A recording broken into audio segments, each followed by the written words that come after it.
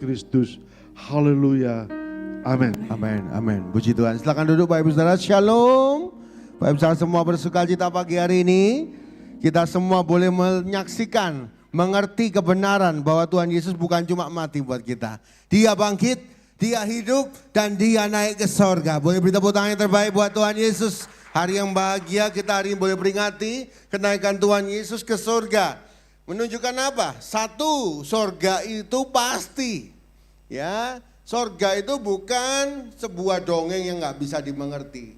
Tapi Tuhan Yesus Kristus yang hidup, ya pergi untuk menyiapkan tempat bagi kita. Ya, makanya tema hari ini gone to prepare, come to reign. Pergi menyiapkan dan datang untuk memerintah, datang kembali. Ya, jangan lupa kalau habis pergi, Tuhan Yesus itu punya rencana.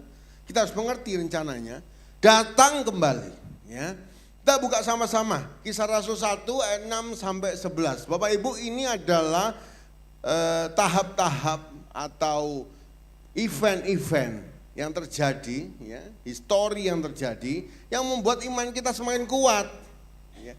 Tuhan Yesus bukan cuma Natal lahir, Dia bukan cuma Jumat Agung mati. Wah, kalau cuma sampai situ kita nggak punya pengharapan. Ya. Wah, sia-sia nih pelayanan, sia-sia nih percaya kita. Kita nanti mau kemana, kan gitu ya. Tapi Tuhan nggak berhenti sampai Jumat Agung, ada Paskah, Dia hidup. Bahkan hari ini kita peringati, Dia naik ke sorga. Sorga itu sebuah tempat yang tepat dan jelas bagi kita. Kita buka sama-sama Kisah Rasul 1 ayat 6 sampai 11. Mari baca bergantian ya, saya ayat 6, saya 7, begitu seterusnya sampai ayat 11 ya. Ayat 6, maka bertanyalah mereka yang berkumpul di situ. Ini ceritanya Tuhan Yesus lagi terangkat ya, mau terangkat ya. Berkumpul di situ di Bukit Zaitun ya. Tuhan, maukah engkau pada masa ini memulihkan kerajaan bagi Israel? 7, Bapak Ibu Saudara, 1, 2, 3.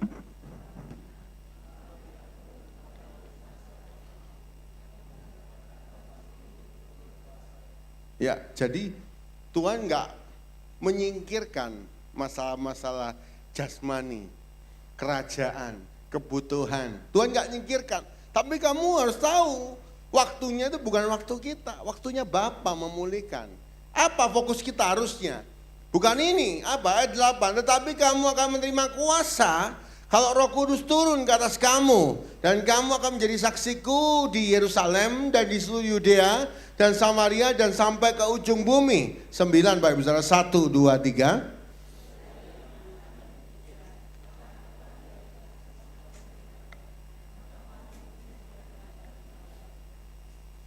Sepuluh, ketika mereka sedang menatap ke langit, ya, waktu ia naik itu tiba-tiba berdirilah 2 orang yang berpakaian putih dekat mereka. 11, 1, 2, 3, dan berkata kepada mereka, hai orang-orang Galilea, mengapakah kamu berdiri melihat ke langit? Yesus ini yang terangkat ke sorga meninggalkan kamu akan datang kembali dengan cara yang sama seperti kamu melihat Dia naik ke sorga. Jadi itu posisi di Bukit Zaitun Bapak Ibu. Dan 500 pasang mata melihat Tuhan Yesus terangkat ke sorga. Ya. Jadi bukan cuma 1 orang saksinya. Bukan cuma 2 orang, walaupun 2 orang itu sebagai saksi harusnya sah di pengadilan. Ini 500 orang. Ya. Bapak Ibu, menarik di sini, apa yang harus kita pelajari, harus kita mengerti waktu Tuhan Yesus naik ke sorga, event ini. Apa yang harus kita pelajari? 1, kita harus mengalami perubahan visi. Ya. Sama-sama mengatakan perubahan visi. 1, 2, 3, perubahan visi. Banyak orang visinya itu cuma jasmani, seperti murid-murid. Kapan Tuhan? Tuhan perbaiki ya Israel ini. Kapan Tuhan? Orang Romawi gak nindas kita lagi, kita capek ditindas. Oh, masalah-masalah fisik nih. Masalah-masalah kita makan susah nih. Ya. Tapi Tuhan ngomong, hal itu tergantung kuasa Bapa. Yang harus kamu kerjakan apa? Jadi saksi. Ya, Bapak Ibu Saudara, fokusnya di sini berubah dari jasmani, masalah penjajahan, Jadi masalah bebas penjajahan dosa rohani. Bapak Ibu, kadang-kadang kita terlalu fokus sama jasmani, lupa apa yang Tuhan mau, rohani.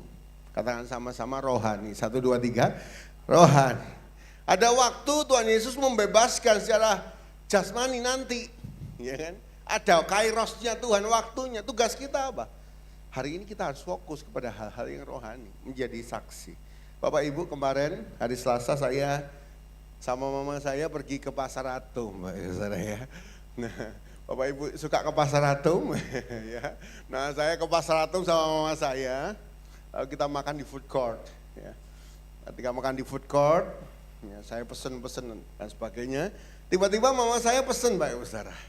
Mama saya pesen lontong mie, ya, boleh diikuti slide-nya. Lontong mie, Pak Saudara.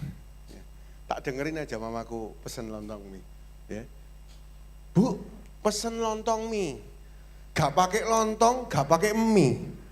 Loh, tak denger nama apa ini? Lontong mie, gak pakai lontong, gak pakai mie. Terus datangnya apa dalam hati saya? Saya kan gak seberapa tahu ya. Terus habis itu datang, ternyata ada isinya kok. Apa itu? Cambah, ya kan? Tahu, ya kan? Sama bumbunya gitu ya. Tapi gak pakai lontong, gak pakai mie. Namanya harusnya diganti, Pak.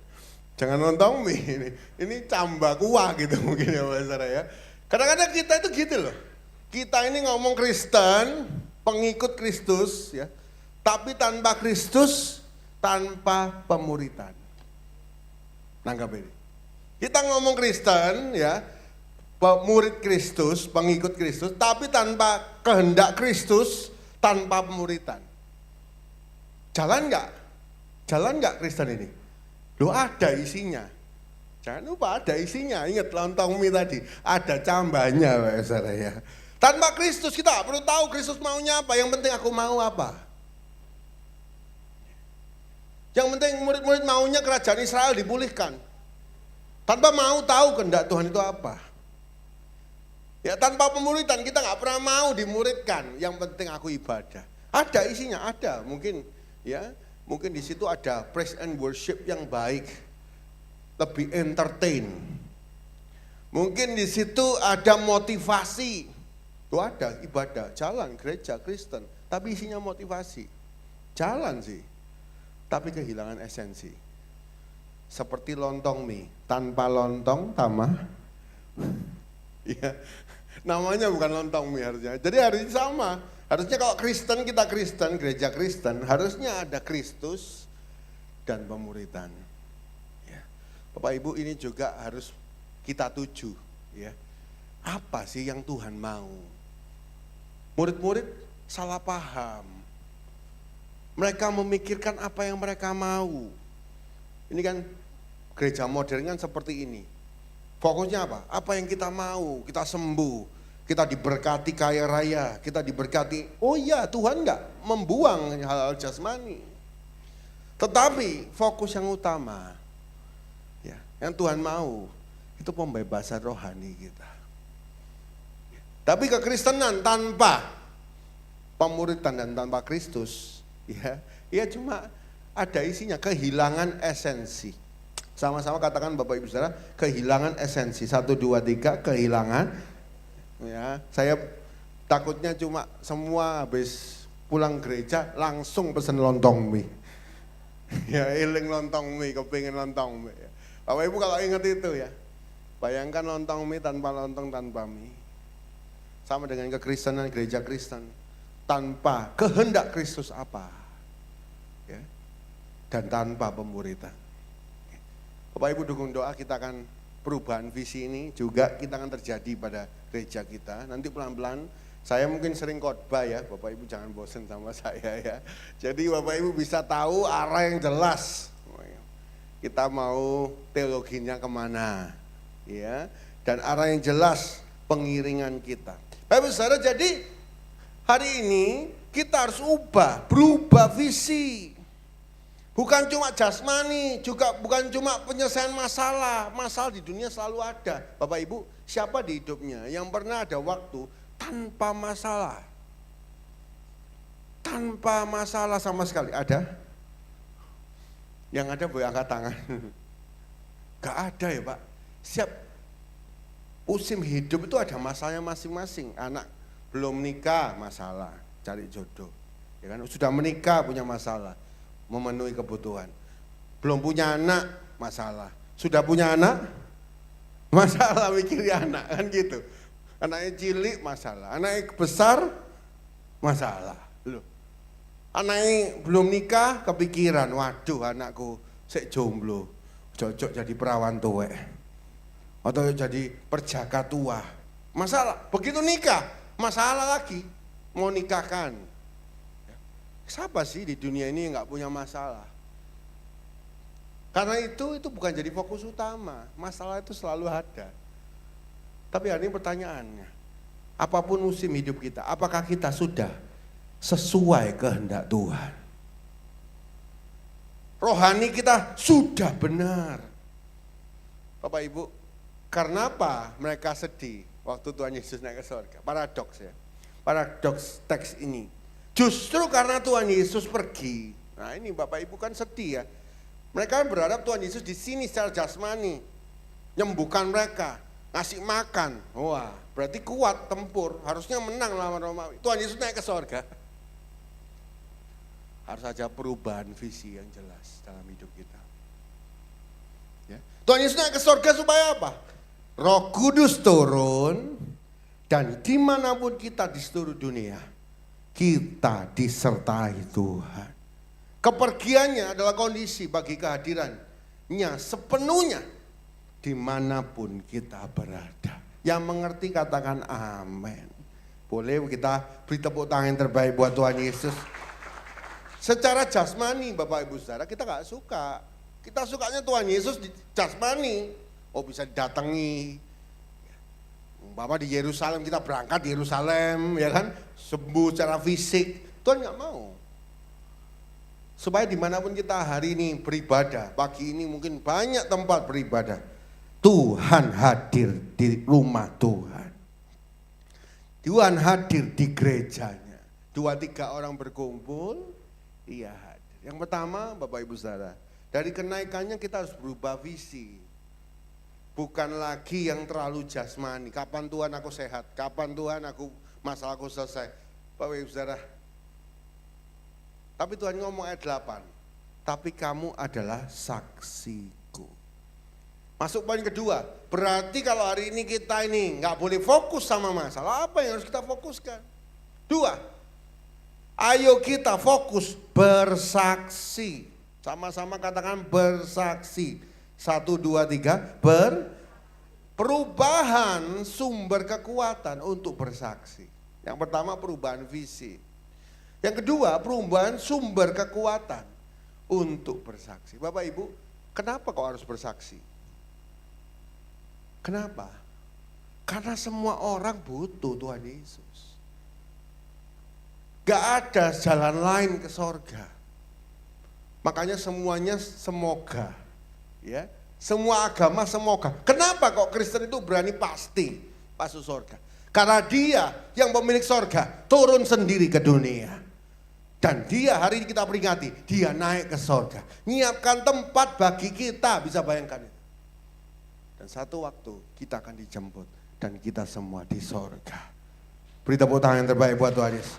Saya berharap kita semua kumpul di sini, kumpul di sorga. Bapak Ibu, jangan cuma kumpul di sini.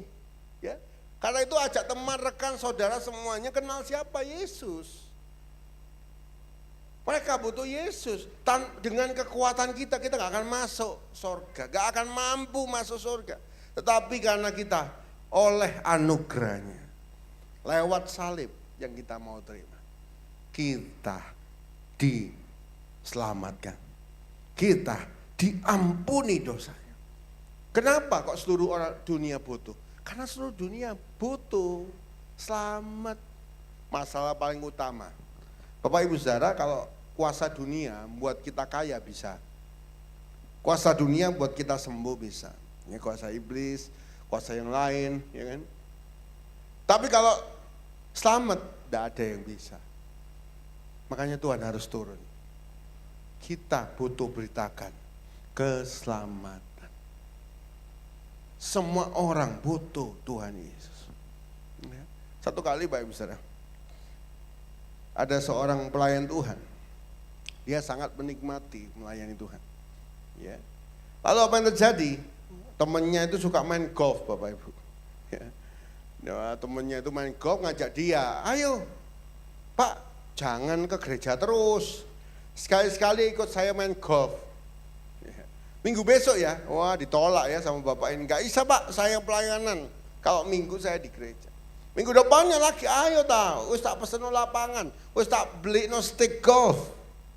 Yang terbaik. Gak bisa aku pelayanan.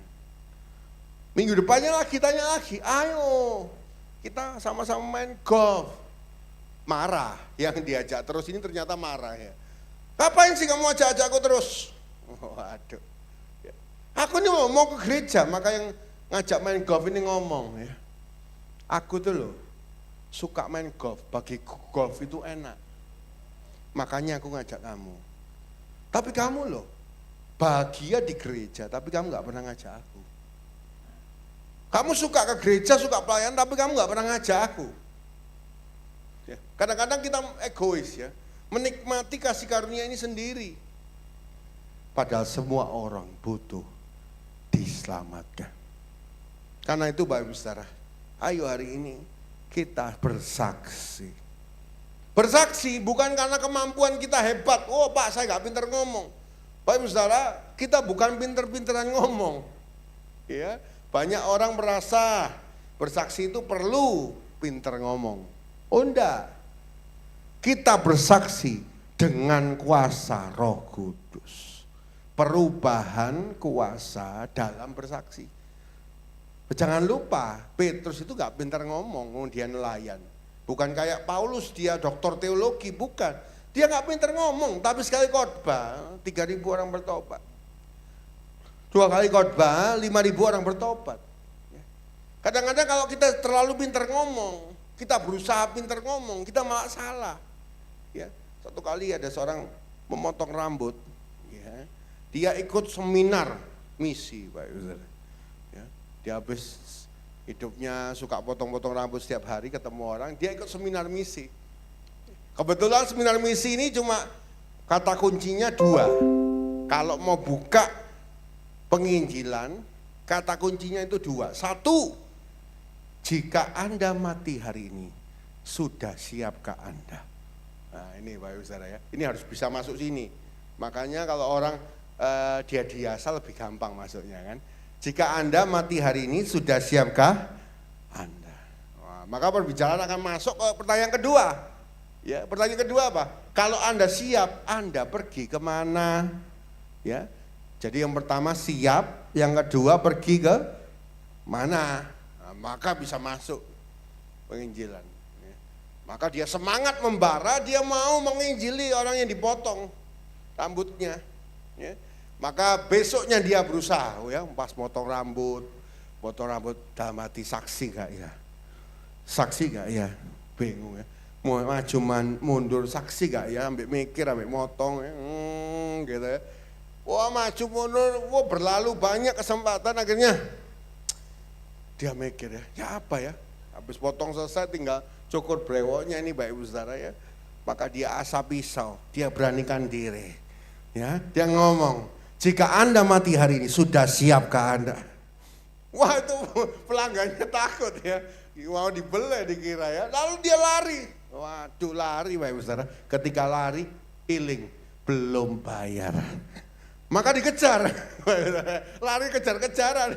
Kadang-kadang kita terlalu pintar ngomong sampai kita lupa apa yang orang butuh. Kadang-kadang orang yang butuh itu cuma, ya saya kemarin baca banyak tentang penginjilan. Kadang-kadang kita cuma perlu buka dengan Tuhan mengasihi kamu.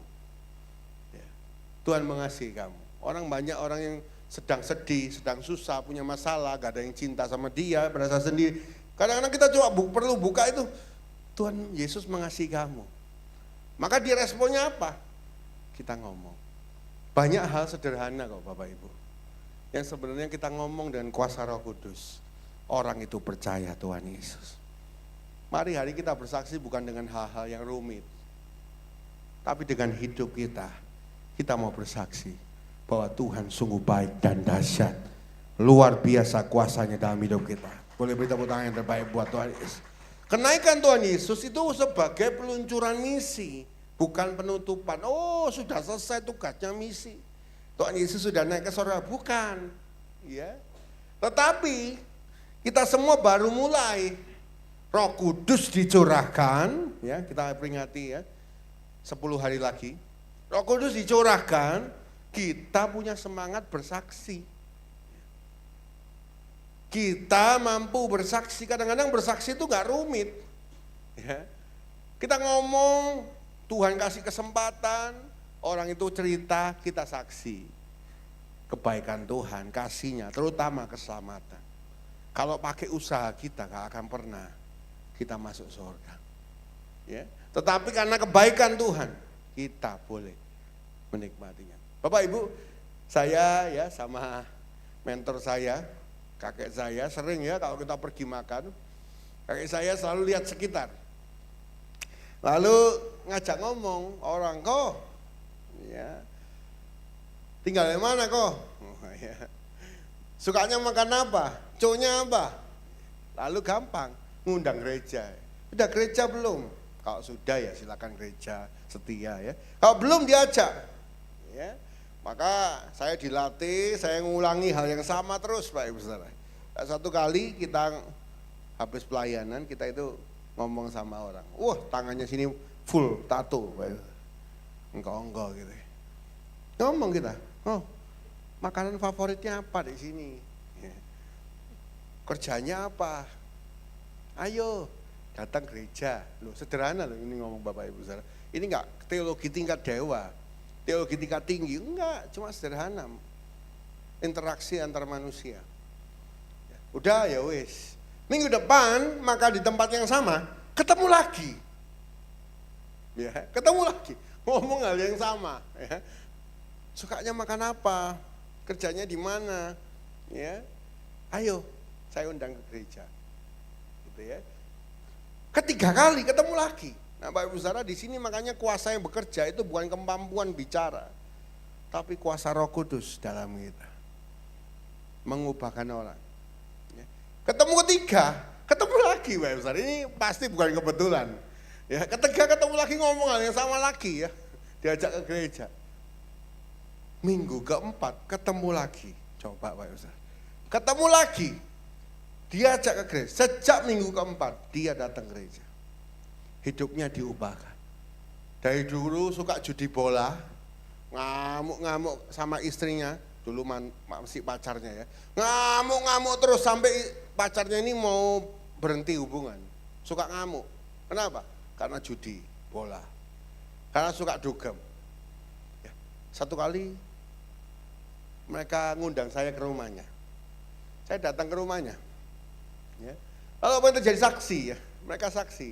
Ternyata setelah 3 kali ketemu, mereka tuh ngomong, kalau sekali ketemu lagi, aku bakal datang gereja. Loh coba Pak Ibu, ketemunya berapa kali? 4 kali kan? Ketemu lagi, kalau Tuhan bekerja itu bisa, ada rencana.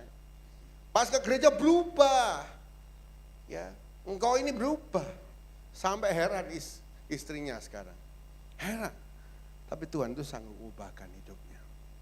Ya. Jadi hari ini Bapak Ibu jangan berpikir penginjilan itu harus profesional, harus tinggi kemampuannya. Iya kita diperlengkapi, ya betul.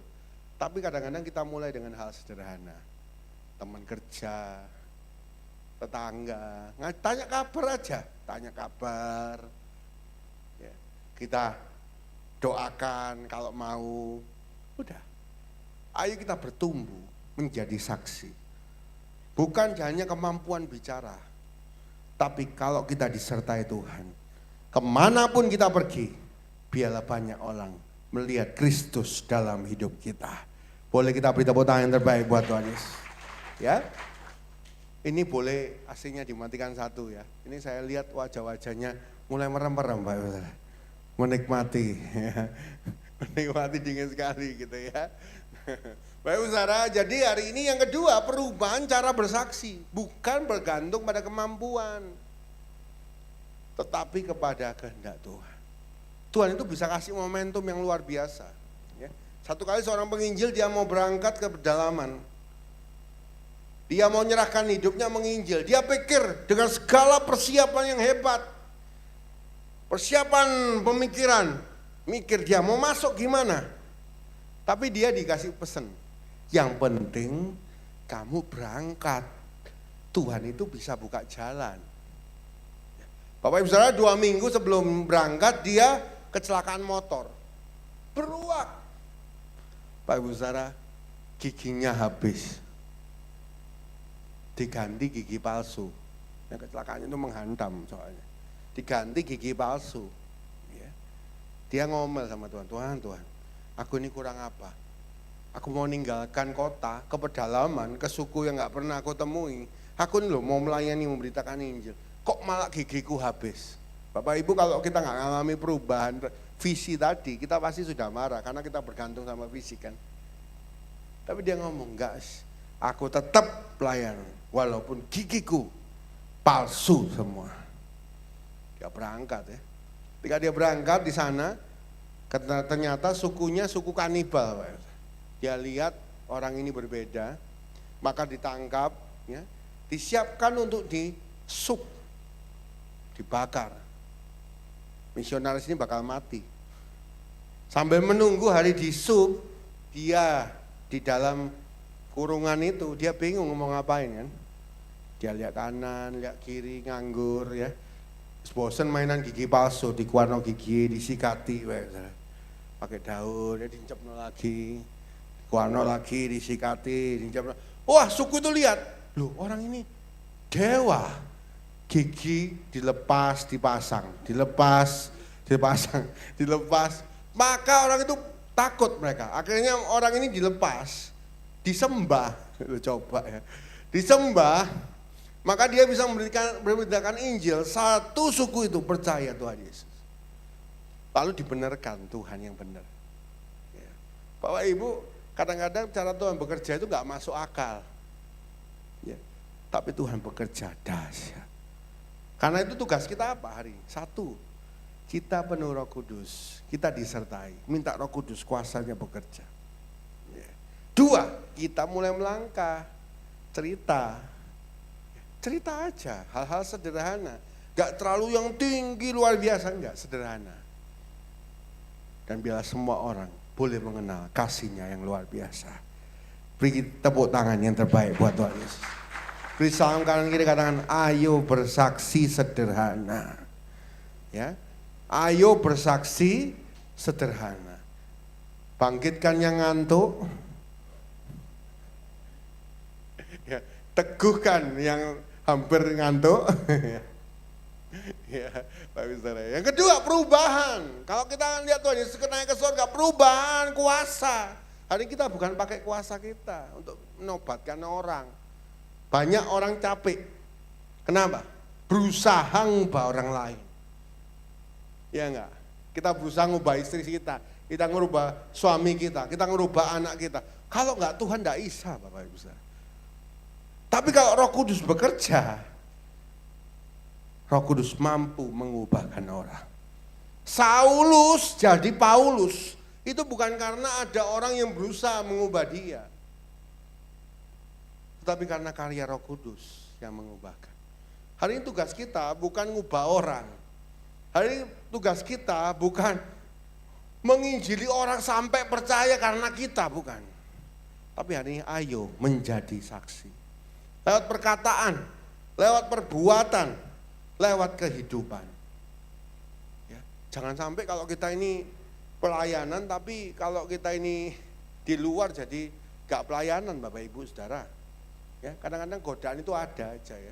Di jalan, mau ke gereja, ya, mau pelayanan, disalib, ya, dipotong ya. Padahal Tuhan Yesus yang disalib. Kita ikut disalib, ngamuk. Ya, marah rasanya, panas gitu ya. Memang nyetir itu kursi panas. Orang sabar bisa jadi ngamukan di setir itu ya. Wah ngamuk, marah. Teman saya, hamba Tuhan cerita ya, dia dipotong, dia lupa dia pendeta. Dia ingat, dia pendekar. Ngambil kunci di bawah. Jadi itu waktu itu di tol, dipotong-potong sama orang. Dia ngambil kunci di bawah gini. Dia keluar pas gerbang tol. Berhenti kan? Ya, dia potong di depannya, mobilnya diberhentikan, dia ngambil kunci mau ke belakang. Mau marah-marah sama orang itu, ngambil kunci. Keluar ke belakang, jemaatnya. Dia malu, saudara, malu dia. Lalu cerita sama saya, waduh aku izin aku. Aku lali aku pendeta ya. Kadang-kadang kita ini susah loh bersaksi, karena emosi kita loh. Kita susah bersaksi itu bukan di gereja. Kalau di gereja, wah, semua kudus gitu ya. Tapi kalau di jalan, susah kita yang dipotong orang. Ya, kadang-kadang ada tajik sebelah yang ngomongnya offside, ngomong ada aja. Kita tuh kadang gampang marah. Padahal kita harus jadi saksi. Makanya kalau fokus jasmani, ya kita mikir mobil kita berat, kita marah. Wah, aku punya masalah, aku kok dipotong, wah kita marah. Tapi kalau kita visinya berubah dari awal, kita mau memuliakan Tuhan dan jadi saksi, maka mungkin Roh Kudus ingatkan kita. Ya. Ayo jangan pakai kekuatan kita. Ayo jadi saksi itu apa? Saat hidup kita sendiri diubahkan oleh Injil. Bapak Ibu Saudara, saya mau tanya Bapak Ibu, kalau di gereja bisa sakit hati enggak? Bisa gesekan enggak? Bisa berantem enggak? Gak bisa Pak. Koncoku sebelah ini kayak malaikat, lihat Anda. Boleh toleh kanan kiri ini kayak malaikat. Ya bisa Bapak Ibu. Oh, kita semua manusia berdosa loh. Semua kita sudah jatuh, gak ada yang gak jatuh. Hamba Tuhan juga sudah jatuh dalam dosa, bukan malaikat. Kalau ada yang suci, gak perlu Tuhan turun, kan gitu. Ya. Satu gambaran menarik Bapak Ibu Saudara ya. Jadi kalau kita ini lagi gesekan, jangan marah sama Tuhan. Tapi kita mau terus bersaksi dan berproses. Maksudnya gimana? Satu gambaran yang menarik Bapak Ibu Saudara. Kalau ada orang main lagu Beethoven, ya, masterpiece-nya Beethoven. Tiba-tiba saya main lagunya Beethoven Bapak Ibu Saudara. Main, duduk di piano lalu saya main lagunya Beethoven. Terus main saya gak enak. Suara salah nyantol, Bapak Ibu Saudara, temponya lari, ya. Bapak Ibu nyalakan Beethoven apa nyalakan saya? Yang main piano. Yang nyalakan Beethoven, angkat tangan. Yang nyalakan saya, angkat tangan. Gak enak nyalano gembalaku dewe. Sakno. Siapa yang sungkan, angkat tangan. Ya pasti ya salah toh. Saya yang salah toh. Saya yang main masterpiece, tapi saya nggak mampu. Bukan salah yang ciptakan masterpiece. Sama ya. Kadang-kadang orang-orang rohani, orang-orang di gereja tidak bisa mencapai kasih Kristus. Bukan berarti kasih Kristus itu tidak benar. Bukan berarti kasih Kristus itu tidak sempurna. Bukan berarti kebenarannya, keadilannya itu perlu dipertanyakan. Tapi kita yang mencoba berperan menjadi pesaluran kasih Kristus, kadang-kadang kita nggak sempurna. Kadang-kadang kita mencoba mengikuti keadilan dan kebenarannya, kita belum sampai di situ. Karena kita sudah jatuh. Karena itu Bapak Ibu Saudara, ayo kita mau diubahkan oleh anugerah Tuhan. Roh Kudus mungkin ingatkan kita, ayo kita terus berusaha menjadi saksi. Bukan dengan kemampuan kita, tapi kita mau menempel dengan Tuhan. Dari anugerahnya lah kita boleh bersaksi. Dan banyak orang kenal Tuhan Yesus. Kita beri tepuk tangan yang terbaik buat Tuhan Yesus. Yang ketiga Bapak Ibu, yang terakhir. Yang pertama tadi apa Bapak Ibu? Perubahan visi. Ya. Jadi ingat lontong mie. Tanpa lontong, tanpa. Kadang-kadang kita ini fokus jasmani ya. Oh ibadah, kegiatan rohani. Tapi pikirannya keuntungan jasmani. Itu murid-murid. Itu normal. Tapi kita harus meningkat. Yang kedua, perubahan kuasa dalam bersaksi. Bukan pakai kekuatan kita, ngomong yang hebat, pengetahuan yang hebat boleh dipersiapkan. Tapi kadang-kadang hal yang sederhana membuat orang percaya. Yang ketiga, Pak Ibu Saudara, perubahan komunikasi dan hal yang dinanti. Ya, kalau Tuhan Yesus naik ke sorga, kita mengerti apa? Satu, perubahan komunikasi. Murid-murid dulu itu langsung ngomong sama Tuhan, cari Tuhan. Ya. Lazarus mati 4 hari, Tuhan Yesus gak datang di situ, mereka ngirim surat. Ya, jadi harus cari secara fisik, tapi berubah komunikasinya. Ya. Karena kita dihidup akan kedatangan Tuhan kedua kali, ya, kalau dalam bahasa Inggris already but not yet, yaitu sudah tapi belum. Ya apa itu Pak? Ya, sudah pasti tapi belum mengalami sempurna. Efesus berkata kita ini dimateraikan jadi milik Tuhan oleh Roh Kudus. Jadi materai di stempel, pasti kita ini milik Tuhan. Tapi belum. Kita menuju ke sana.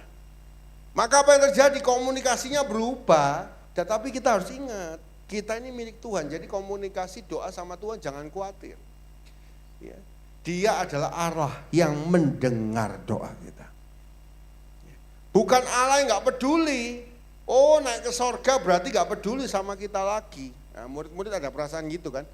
Oh, kalau naik ke sorga aku ditinggal. Apakah hari ini kita merasa ditinggal? Ya, sama Tuhan. Tuhan kok gak dengar doaku? Kita harus benarkan di sini. Pemikiran ini harus dibenarkan.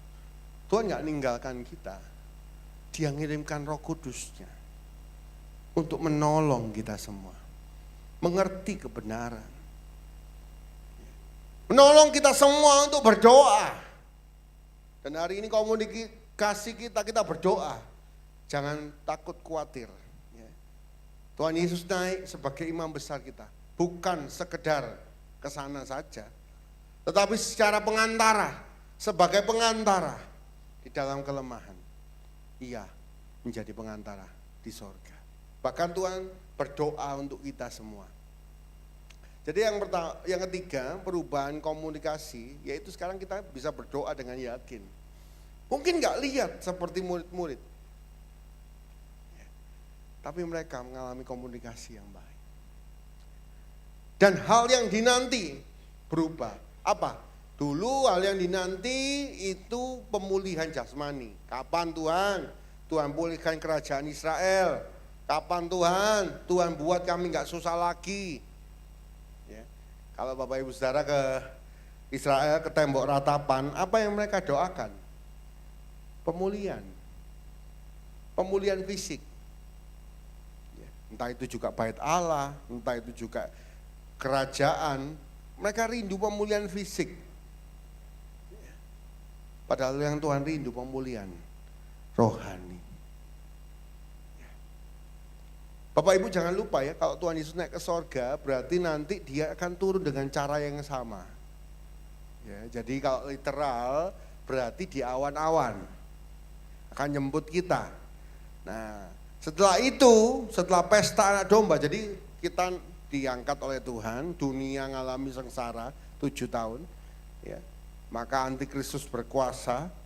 Kapan-kapan saya keluarkan chartnya ya, saat ini saya nggak bawa chartnya. Jadi event ke depan dari kitab Wahyu, bahwa kita akan mengalami pengangkatan, dunia susah, kita pesta anak domba dan mendapat mahkota. Ya. Setelah itu baru kita turun bersama-sama untuk memerintah di dunia. Ya. Hal yang dinanti apa? Kalau kita dijemput, Baik Saudara. Kalau kita ini dijemput nanti, sudah siapkah kita? Komunikasi, doa, dan firman. Kita harus baca firman. Dan kita akan dinanti apa? Dijemput. Bapak Ibu, dulu pengantin masa dulu, kenapa kok 5 gadis bodoh, 5 gadis pandai ini, bijak ini, enggak tahu kapan pengantin itu datang, mempelai itu datang. Kenapa? Karena dulu gak ada WA. Betul? Komunikasinya apa? trust, percaya. Jadi cuma ngomong, ya, nanti ya aku datang. Itu perjalanan dari rumah pengantin pria ke rumah pengantin perempuan itu gak tahu berapa kan, berapa hari, berapa waktu. Tapi harus siap. Pokoknya rombongan ini datang berarti harus siap, sudah siap. Ya, kan gak bisa WhatsApp 5 menit lagi sampai ya. Google Map merah, rodok macet, gak bisa. Tapi harus siap. Makanya mereka siap sedia. Makanya mereka siapkan pelita, mereka sudah dandan, sudah ini itu, tapi gak tahu pengantin pria ini kapan datang, kan gitu. Tapi harus siap. Sama ya sekarang ini ya, komunikasi kita doa, kita gak lihat fisik, kita belajar baca firman, janji-janjinya, ya. Tapi kita belum tahu kapan Tuhan datang kan. Tapi kita harus siap. Katakan sama-sama harus siap. 1, 2, 3 harus siap. Bapak Ibu, kita di dunia ini gak selamanya loh. Ya. Kita di dunia ini cuma mampir ngombe. Ya, saya tak ngombe dulu. Mampir ngombe. Jadi kita rumah abadi kita bukan di sini. Banyak orang lupa. Banyak gereja lupa ngomong ini. Kita harus ingat, rumah kita bukan di sini. Nanti kita dijemput sang mempelai, laki-laki Kristus. Yang kita harus siapkan hari ini, ayo kita siap. Di tengah masalah hidup, tentang tantangan hidup, ayo kita tetap siap. Siap dalam 3 hal. Matius 25 sebagai penutup ya. Siap dalam 3 hal Bapak Ibu. Yang pertama, siap dalam kerohanian. 5 gadis bodoh, 5 gadis bijak, bicara apa? Kerohanian yang tetap menyala. Kadang-kadang kita terlalu distraksi, ya, nggak tahu prioritas. Maka kita merasa rohani, oh Tuhan nggak datang-datang, rohani biasa-biasa saja. Yang penting, ya, uang banyak. Rohani biasa-biasa saja, yang penting healing terus. Tapi kita lupa rohani ini loh, kita harus persiapkan. Prioritas, 5 gadis bodoh itu memprioritaskan yang lain selain minyak yang menyala. Kerohanian. Yang kedua, yang kedua perumpamaan di situ adalah talenta, hamba talenta. Yang kedua, kemampuan. Apa yang perlu disiapkan sebelum Tuhan datang kedua kali? 1, kerohanian. 2, pemaksimalan kesempatan. Kita punya talenta loh, kita dipakai enggak talentanya ini? Bersaksi enggak kita? Kita ini kadang-kadang pinter untuk bergaul, tapi kita nggak mau bersaksi. Ya. Sudahkah kita memakai talenta kita? Nggak dipendam talentanya untuk melayani Tuhan. Dan yang ketiga, kerelaan, kambing dan domba. Ya, Matius 25, perumpamaan kambing dan domba. Sudahkah kita rela melayani? Ya, kadang-kadang kita pikirannya jasmani. Aku ini pelayanan dapat apa? Ya. Dapat makan kah, dapat transport kah, dapat berkat apa aku ini? Ya, pelayanan dapat apa? Setahun kalau aku melayani di sini dapat apa? Mungkin ada pikiran gitu ya. Dapat anduk, Pak. Ngenteni anduk. Ya. Sekali lagi, jasmani itu tidak salah, tapi bukan yang utama. Sudahkah kita punya kerelaan untuk melayani? Ya. Mereka yang paling hina di dalam hidup kita. Kerelaan untuk melayani sampai Tuhan datang. Ya. Coba cek rohani kita, cek talenta kita sudah dipakai maksimal enggak? Cek kerelaan hati kita, kebaikan untuk melayani. Ayo kita terus siap sampai Tuhan datang kedua kali. Tuhan berkati kita semua. Main musik WL boleh maju ke depan. Bapak Ibu saya doa Tuhan Yesus datang hari Minggu. Karena kalau hari Minggu semua orang siap sedia. Tapi kalau Tuhan datang Senin sampai Jumat sampai Sabtu, saya berdoa kita semua juga sudah siap. Ya. Bapak Ibu saya mau ngajak nyanyi satu lagu ya. Oh Yerusalem, kota mulia.